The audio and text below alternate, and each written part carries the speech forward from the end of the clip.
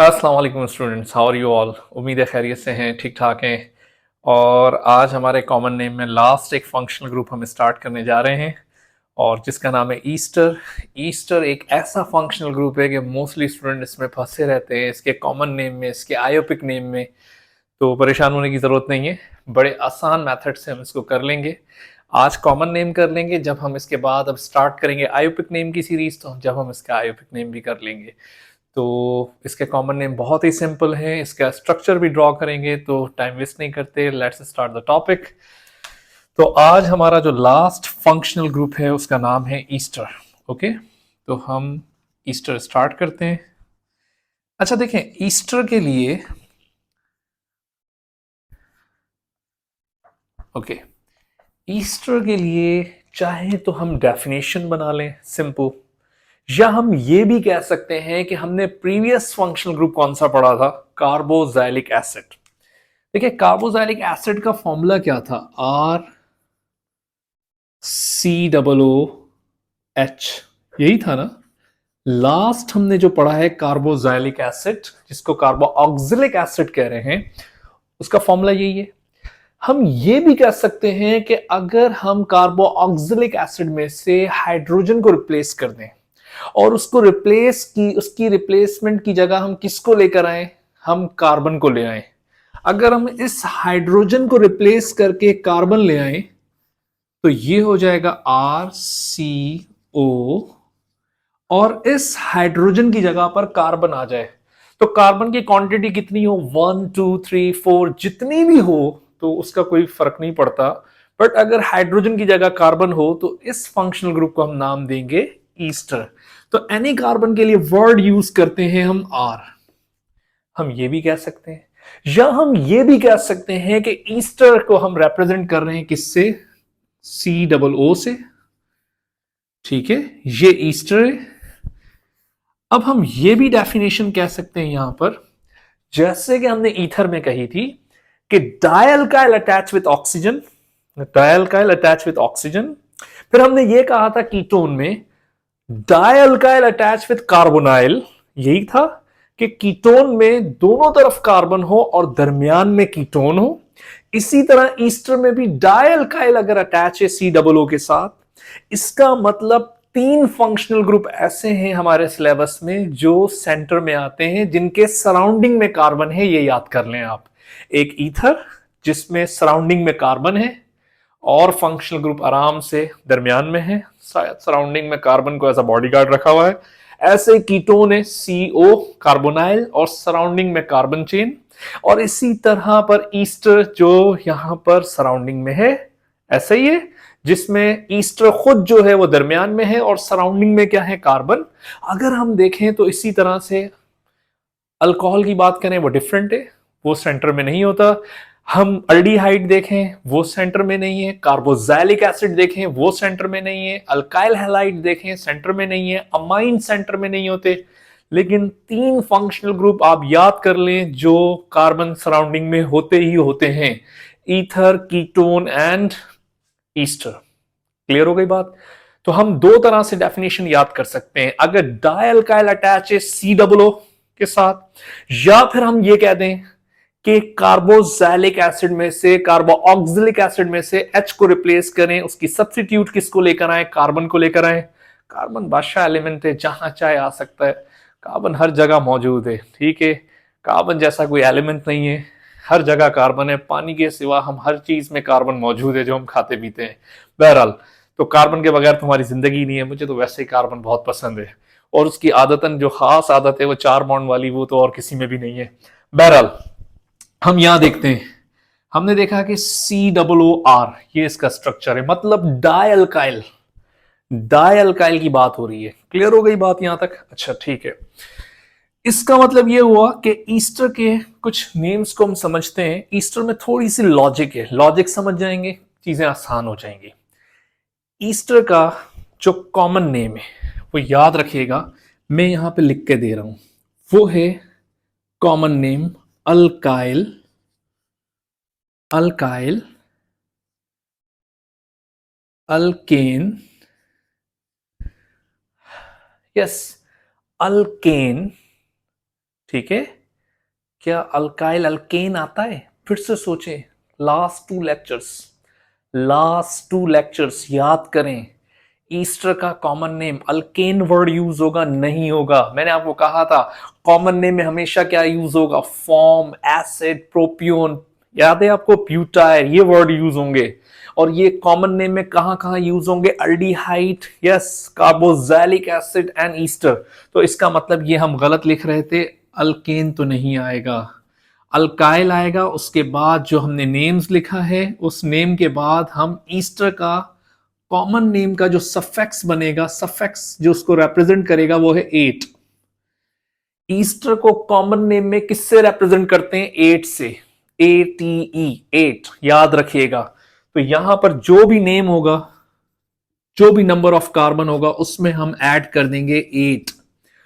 For example मैं एक structure आपको समझा दूं, ठीक है?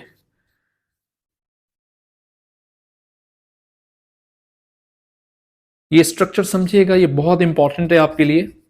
ये जरा समझें स्ट्रक्चर। देखें, एक स्ट्रक्चर मैंने ये बनाया है, एक स्ट्रक्चर सेम मैं यहां पे बना देता हूं।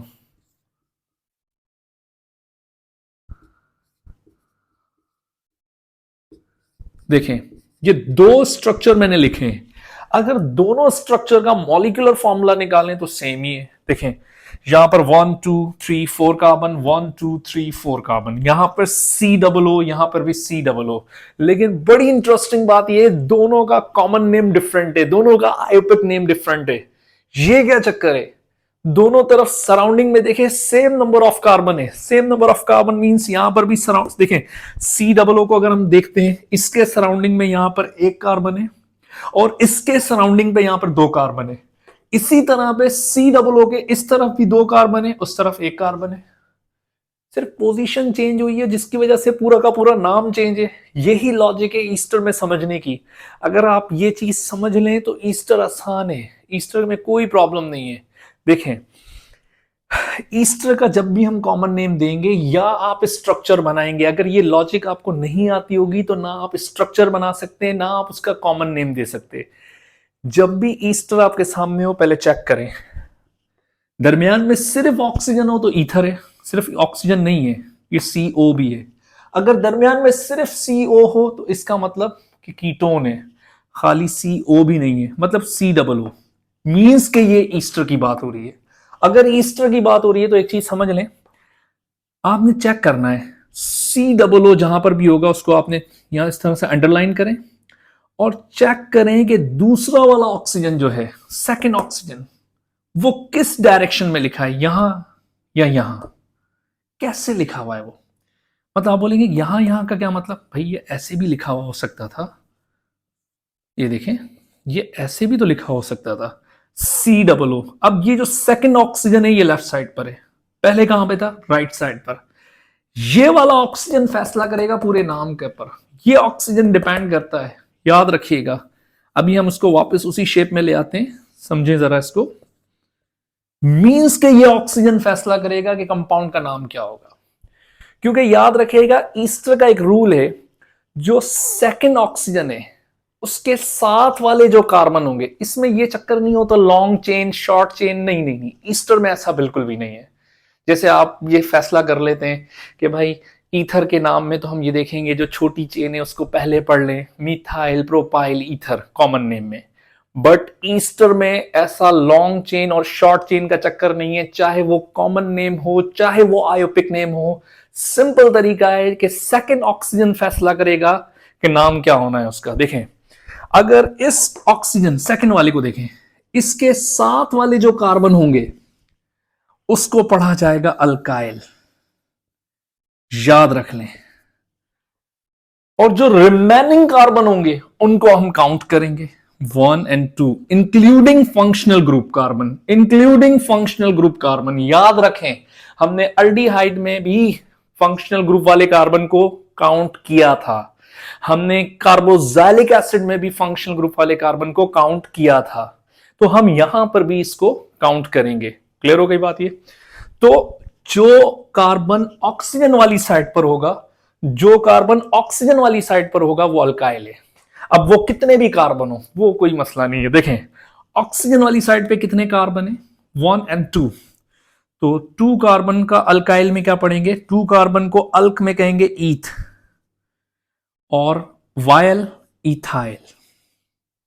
एंड रिमेनिंग कार्बन देखें 1 and 2, 2 कार्बन को हमने एक सीरीज पढ़ी थी, फॉर्म, एसिड, प्रोपियोन, याद आया आपको?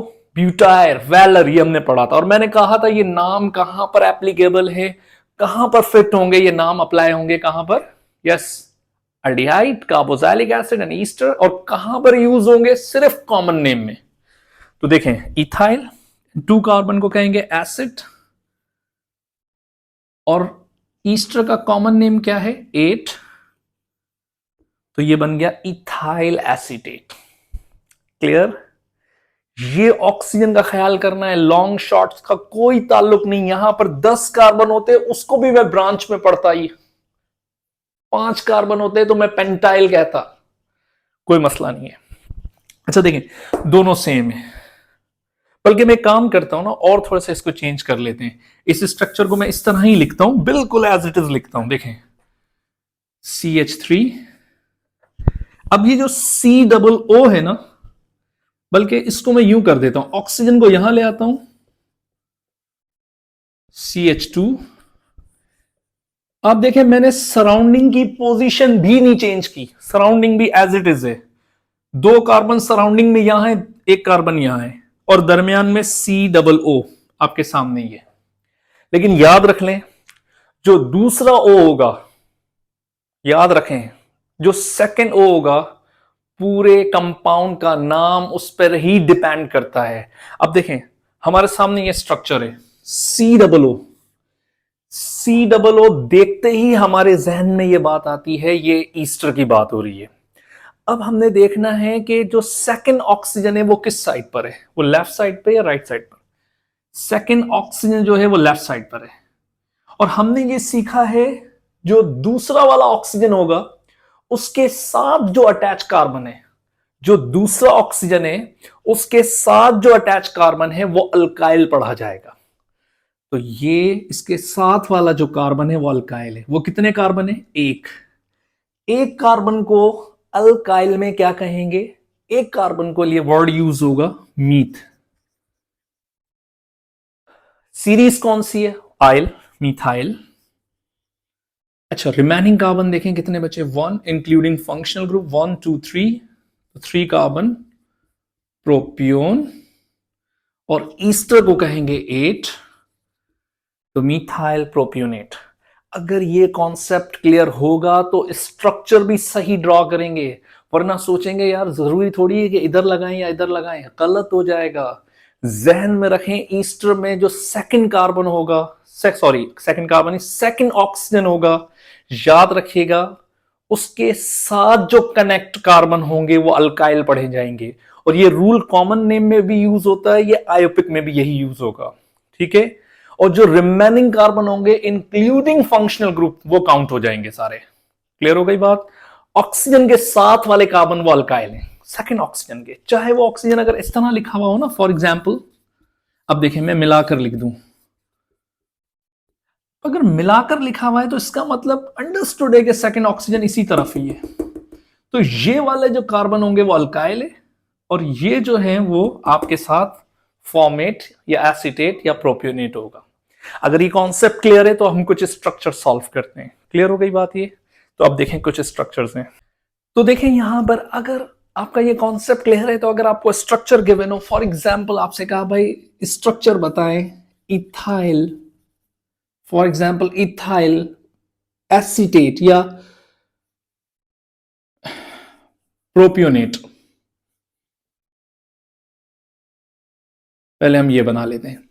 अच्छा देखें, 8 जब भी लिखा हुआ होगा, जैसे कि ईथर लिखा होता है सबसे पहले आप ऑक्सीजन लिखते हैं, इसी तरह कीटोन लिखा होता है सबसे पहले दरमियान में CO लिखते हैं।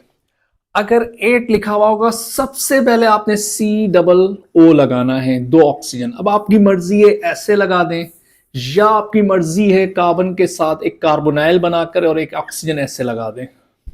ठीक है, जहां भी याद कर लें ये चीज आप इंपॉर्टेंट है कि अगर 8 लिखा हुआ हो तो समझ लें कि बात हो रही है ईस्टर की, और ईस्टर के लिए हमने करना क्या है, COO। चलें ठीक है, COO लगा दिया हमने। अब सबसे इंपॉर्टेंट चीज क्या है, दोनों तरफ कार्बन आएंगे। अब आपका कॉन्सेप्ट क्लियर है कि इथाइल, इथाइल अल्काइल फैमिली, और ईस्टर में अल्काइल किसको कहते हैं, कौन सी कार्बन चेन को कहते हैं, जो ऑक्सीजन के साथ कनेक्ट हो। ऐसा नहीं है कि इथाइल, इथाइल पहले लिखा है तो उठा के मैं इधर लिख दूंगा, ये गलती करते हैं स्टूडेंट्स। याद रखें ईस्टर में जो अल्काइल होगा वो किस तरफ से कनेक्ट होगा, ऑक्सीजन वाली साइड से। तो ईथ मतलब 2 कार्बन, तो अगर मैं ये 2 कार्बन यहां लिखता हूं तो क्या ये स्ट्रक्चर सही होगा, बिल्कुल गलत होगा, नहीं यहां नहीं लिख सकते हम। रूल है कि जो अल्काइल है वो ऑक्सीजन वाली साइड पर है, तो ईथ मतलब 2 कार्बन, अब 2 कार्बन मैंने यहां पर ही लगाने हैं, ठीक है। रिमेनिंग कह रहा है प्रोप, प्रोप मींस 3 कार्बन, और हमें पता है कि वो 3 कार्बन इंक्लूडिंग फंक्शनल ग्रुप होते हैं, तो 1 कार्बन तो फंक्शनल ग्रुप वाला ऑलरेडी है, और रिमेनिंग कितने कार्बन बचे, 2। अगर मैं रिमेनिंग 3 लगाऊंगा तो ये 4 हो जाएंगे, 4 हो जाएंगे, कि जो कि गलत होगा। लास्ट में हम इसको क्या करेंगे, बैलेंस कर लें, 3 2 2। अगर आपको ये रूल आता है तो ये स्ट्रक्चर सही होगा। अदरवाइज अगर आप ये 2 कार्बन यहां लगा देते, ठीक है, और इसी तरह से प्रॉप 3 कार्बन वहां लगाते, तो ये कंपाउंड का नाम ही चेंज होता है, गलत होता। कुछ और स्ट्रक्चर बनाते हैं इसमें। फॉर एग्जाम्पल अगर आपसे कहा जाता है इसमें प्रोपाइल, प्रोपाइल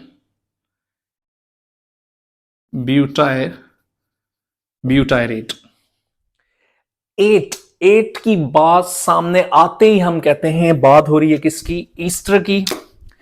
ईस्टर का फॉर्मूला क्या है, सी, ईस्टर के लिए हम क्या लगाएंगे, C double bond O and again O। COO मतलब कार्बन के साथ 2 ऑक्सीजन हमने लगा दिए। अब फैसला ये करना है, बात हो रही है प्रोपाइल। अल्काइल हमेशा कहां पर लगेगा, ऑक्सीजन वाली साइड पर। अगर ये ऑक्सीजन आप यहां लगाते हो तो प्रोपाइल यहां लगाओ, अगर आपने ऑक्सीजन वहां लगाया है दूसरा तो फिर प्रोपाइल भी वहीं लगेगा।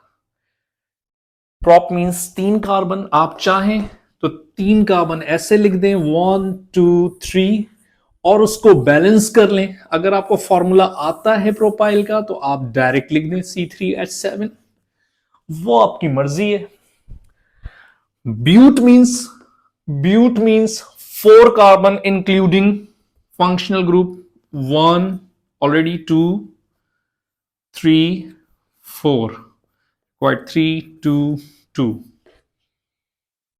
क्लियर हो गई बात ये। एक और स्ट्रक्चर बनाते हैं।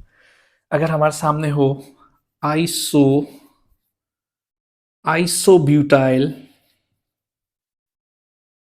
प्रोपियोनेट, देखें ये भी देख लें, इसमें भी आइसो आता है, हाँ आ सकता है। देखिए अगर आपको ये स्ट्रक्चर बनाने आएंगे, फॉर एग्जाम्पल अगर आपसे इंट्रेंस टेस्ट में या MCQs टेस्ट में पूछा जाए कि आयोपिक नेम ऑफ आइसोब्यूटाइल प्रोपियोनेट, तो अगर आप स्ट्रक्चर सही बनाएंगे तो आयोपिक नेम निकाल सकते हैं। आपको स्ट्रक्चर बनाना ही नहीं आता तो आप कैसे बनाएंगे, कैसे आयोपिक नेम निकालेंगे। तो सबसे इंपॉर्टेंट चीज है आपको स्ट्रक्चर बनाने आने चाहिए, और कॉन्सेप्ट बिल्कुल क्लियर हो, कोई इसको थ्योरी रटे वगैरह की जरूरत नहीं है, बहुत ही सिंपल। मैंने आपसे कहा ईस्टर में COO है, जो दूसरा ऑक्सीजन है उसके साथ वाला कार्बन अल्काइल है, एंड रिमेनिंग कार्बन आपके क्या होंगे, 8 के साथ कार्बन लगेगा, चाहे वो फॉर्मेट हो या एसीटेट हो या प्रोप्योनेट हो। देखें ईस्टर 8 C, हम एक ऑक्सीजन आज यहां लगा लेते हैं, बस इतनी देर से हम वहीं लगाए जा रहे हैं, अब एक यहां लगा लेते हैं। अब वो कह रहा है आइसोब्यूटाइल, आपकी मर्जी है ऑक्सीजन वहां लगा दें, वो आपकी मर्जी है। आइसोब्यूटाइल मींस के ईस्टर में अल्काइल कहां लगेगा, ऑक्सीजन वाली साइड पर। ईस्टर में अल्काइल कहां लगेगा, ऑक्सीजन वाली साइड पर, तो ऑक्सीजन वाली साइड पर ब्यूटाइल, ब्यूट मींस 4,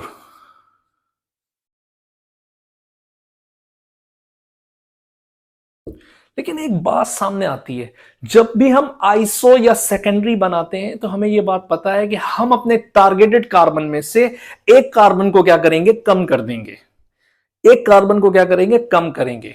और आइसो किसको कहते हैं, second last carbon. Functional group के दूसरी तरफ देखते हैं, काउंटिंग वाली साइड से, सेकेंड लास्ट कार्बन पर कार्बन की ब्रांच। अब तो हमें याद ही हो गया होगा, इतने फंक्शनल ग्रुप पढ़े हमने। सेकेंड लास्ट कार्बन पर कार्बन की ब्रांच। अच्छा, एंड रिमेनिंग कितने, प्रोपियोन, एक कार्बन तो है, दो और बना देंगे, बैलेंस कर लें, रिक्वायर्ड थ्री, 1 2 2 एंड 3। तो ये स्ट्रक्चर हो गया आइसोब्यूटाइल प्रोपियोनेट। अगर एक और स्ट्रक्चर हम बनाएं, फॉर एग्जाम्पल हमसे कहा जाए भाई स्ट्रक्चर बताओ, मिथाइल टर्शरी ब्यूटाइल,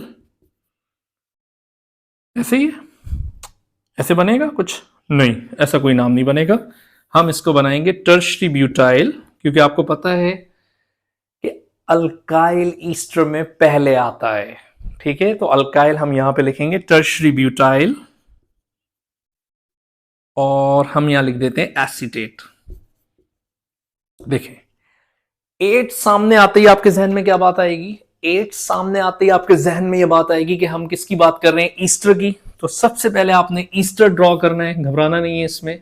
चले मैं यहां पे ईस्टर इस तरह बना देता हूं कि आपको कंफ्यूजन एक दफा और मिला के भी लिख दिया, मिलाकर लिख दिया, अंडरस्टूड है कि सेकंड ऑक्सीजन जो है वो उस तरफ ही है। ठीक है, और ये जो अल्काइल है वो ईस्टर में कहां लिखते हैं, ऑक्सीजन वाली साइड पर।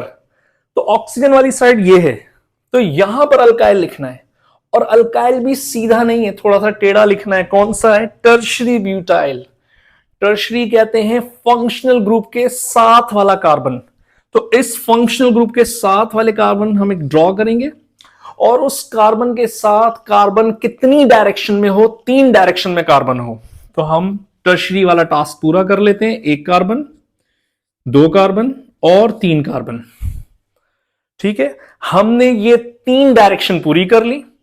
अब उसके बाद वो कह रहा है एसिड। ठीक है, अच्छा ब्यूट भी हो गया, 1 2 3 4 कार्बन, ब्यूट भी हो गया हमारा यहां पर। ठीक है, 4 कार्बन।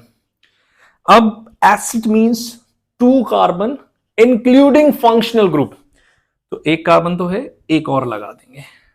अब बैलेंस कर लें सबको, रिक्वायर्ड 3 एंड 3। तो ये स्ट्रक्चर हो गए ईस्टर के। तो ईस्टर कोई इतना मुश्किल नहीं है, कोई इतना मुश्किल टॉपिक नहीं है, बहुत ही आसान है, आप कर सकते हैं, कोई इतना प्रॉब्लम है नहीं ईस्टर में। तो I think common name series हमारी कंप्लीट हो गई है होपफुली। अब नेक्स्ट लेक्चर में मैं आपको जर्नल फॉर्मूलाज की एक टेक्निक्स बताऊंगा कि जर्नल फॉर्मूलाज हमें याद करना ना पड़े, अलग अलग रट्टे नहीं लगाना पड़े, एक टेक्निक में हम उसको कंप्लीट कर लें, देन उसके बाद हम स्टार्ट करेंगे आईयूपिक नेम। तो बहरहाल कोई क्वेश्चन हो, कोई चीज़ें हो तो मुझसे पूछ सकते हैं, और पढ़ाने में जल्दी जल्दी में कोई चीज़ अगर मिस हो गई हो तो हम बाद में कवर कर लेंगे, कोई गलती हो गई हो तो वो देख लेंगे, क्योंकि बहुत टाइम से मैं इसको कंटिन्यू नहीं कर सका था वीडियोस को, अब मैं कंटिन्यू करूंगा इसको इंशाल्लाह। तो नेक्स्ट वीडियो तक के लिए अल्लाह हाफिज़।